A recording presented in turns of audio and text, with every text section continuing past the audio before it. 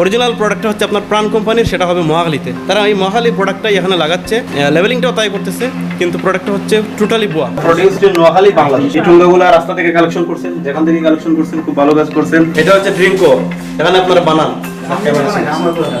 এখানে এগুলো বানানো, এখানে বানানোর কোনো অনুমতি আছে? এখানে এসে আমরা যেটা দেখলাম তা অত্যন্ত মর্মান্তিক একটা জিনিস। তো মানুষ নামের কিছু দুপেয় দত্ত বলবো আমি তাদেরকে কবির ভাষায়।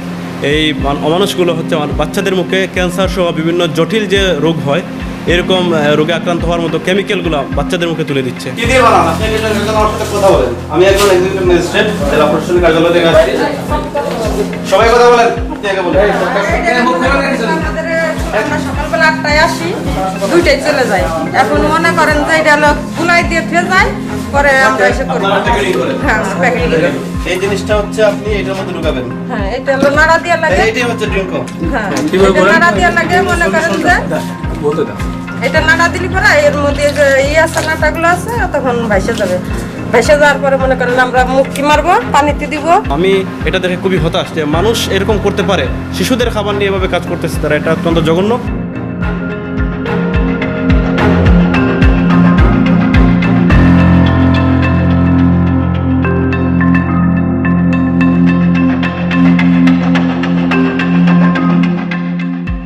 এখানে মনে করেন আমরা 2000, 3000 টাকা, 4000 টাকায় ধরে কাজ করি। আমরা সকাল 8টা বাড়িতে বেরোই, আস্তে আস্তে 8:30 বাজে।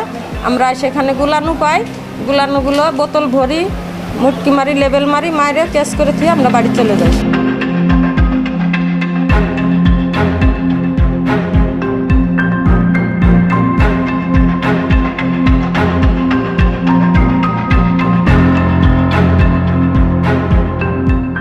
এখানে এসে আমরা যেটা দেখলাম তা অত্যন্ত মর্মান্তিক একটা জিনিস। এটা হচ্ছে আমাদের বিশেষ করে বাচ্চাদের কিছু প্রিয় ড্রিঙ্কস, যেগুলো আমরা বাচ্চাদের মুখে সবসময় তুলে দিই।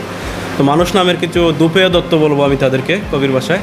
এই অমানুষগুলো হচ্ছে বাচ্চাদের মুখে ক্যান্সার সহ বিভিন্ন জটিল যে রোগ হয়, এরকম রোগে আক্রান্ত হওয়ার মতো কেমিক্যালগুলো বাচ্চাদের মুখে তুলে দিচ্ছে। এখানে তারা হচ্ছে কিছু লেবেলিং করতেছে, যে লেবেলিংয়ে লেখা আছে এটা প্রোডাক্ট, অরিজিনাল প্রোডাক্টটা হচ্ছে আপনার প্রাণ কোম্পানির, সেটা হবে মহাখালীতে। তারা এই মহাখালী প্রোডাক্টটাই এখানে লাগাচ্ছে, লেবেলিংটাও তাই করতেছে, কিন্তু প্রোডাক্টটা হচ্ছে টোটালি ভুয়া। এটা আমাদের যদি বাচ্চাদের মুখে যায়, তারা ক্যান্সার সহ যে কোনো ধরনের পাকস্থলীর বড় ধরনের লিভার সিরোসিস সহ মারাত্মক রোগে আক্রান্ত হবে। এটা কিন্তু একটা জঘন্য অপরাধ।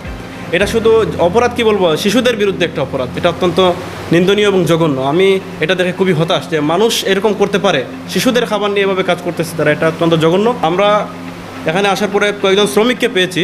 তো শ্রমিক তো আসলে তারা দিনমজুর হিসেবে কাজ করে, আমরা তাদেরকেও আইনের আওতায় আনবো, কিন্তু মেইন যে মালিক বা মেইন যে হুতা, তাকে আমি এখনও ট্রেস করার চেষ্টা করতেছি। যদি আমি তাকে পাই, আইনের আওতায় নিয়ে আসবো। এখন আমি ট্রেসিংয়ের চেষ্টায় আছি। যদি তারপরেও আমরা হচ্ছে তাকে রেগুলার মামলা দিব। আর যে পণ্য যেগুলো আছে বিনষ্ট করার মতো, এগুলো আমরা বিনষ্ট করে ফেলবো।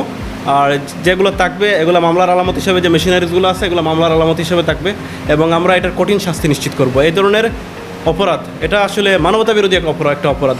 এই যে শিশুদের মুখে বিষ তুলে দেওয়া, এর বিরুদ্ধে আমাদের এই অভিযানটা খুবই কঠিন হবে এবং আমরা কঠিন ব্যবস্থা নিব।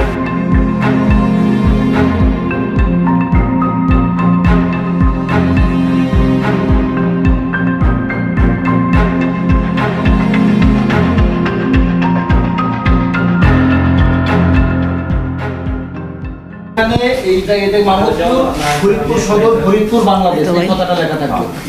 তার মানে এটা যে আড়াল করছে, এটা নকল। দেখুন আমি দেখাচ্ছি আপনাকে।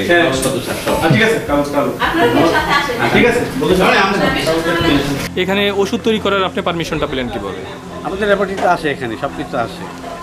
তো ল্যাবরেটরিতে তো আপনার কোনো লোক নাই, কিছু নাই, আপনার অনুমান ভিত্তিক আপনার? না, কারণ প্রোডাকশনটা বন্ধ, প্রোডাকশন বন্ধ রয়েছে। আমি তো এই যে আজকেও তো লেবেল করা দেখতেছি, লেবেল করতেছেন আপনারা। গত মাসে যেগুলো সেটা পুরো বন্ধ রয়েছে স্যার, সব কিছু দেখছেন তো, লোক নাই, দম নেই। না, তা আজকে তো আপনার প্রোডাকশনগুলো লেবেল করানো হচ্ছে স্যার। ঠিক আছে স্যার, আপনি দেখেন আমি এটা আমাদের অনুমোদন যেগুলো আছে কাগজপত্র দিয়ে দিয়েছি স্যার। অনুমোদন? কিন্তু আপনার কি এই ওষুধ করার কি অনুমোদন আছে? আসতেছে, বাইশটা তো আসতেছে, খালি তুমি আসতেছে, আমরা তো এখানে আপনার চলে যাচ্ছি তো। ওষুধ করার ল্যাবরেটরি ছাড়া কি ওষুধ করার কোনো অনুমতি আছে আপনার? ল্যাবরেটরি আমরা আছে তো, টেস্টিং ল্যাবরেটরিও আছে আমাদের। টেস্টিং ল্যাবরেটরিতে তো আপনার কিছুই নাই।